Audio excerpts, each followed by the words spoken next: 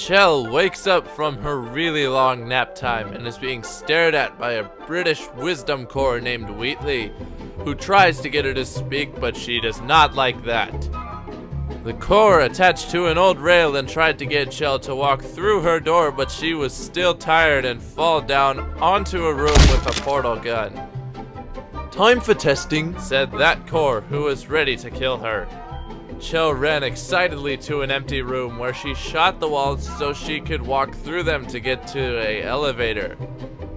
Wheatley loses his cruddy head when Chell finds an immobile robot who tried to poison Chell with bad gas but failed miserably. GLaDOS wakes up from death thanks to good manufacturing practices and threatens to kill Chell with lasers and fire. Chell is utterly unhappy with GLaDOS, so she puts Wheatley into her face to try and change her mind.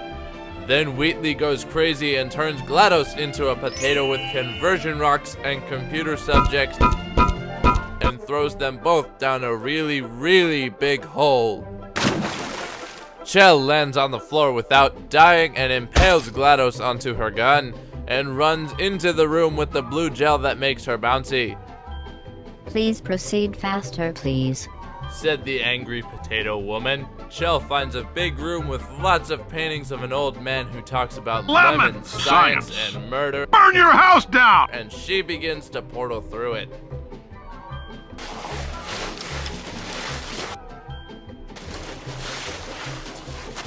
Wheatley shows up and shows Chell a strange facility with turret babies and thousands of metallic tubes and a catapult that launches Chell into his evil lair where he keeps his dead employees.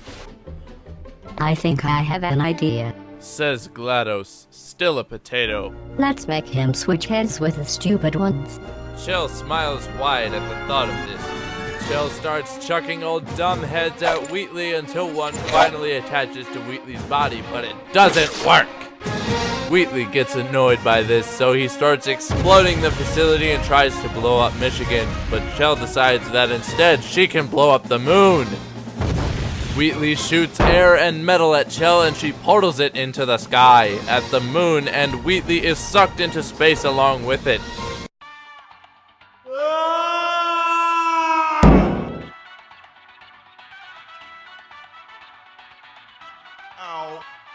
She starts to celebrate, but she learns it is not time to cheer yet though, because she falls asleep again. But painfully this time. She wakes up next to a full-bodied GLaDOS, who doesn't like women in her head, and decides to go outside on a walk. She stands in a big open field, where she sees a small shack, which she thinks is a bathroom, and sighs a breath of relief.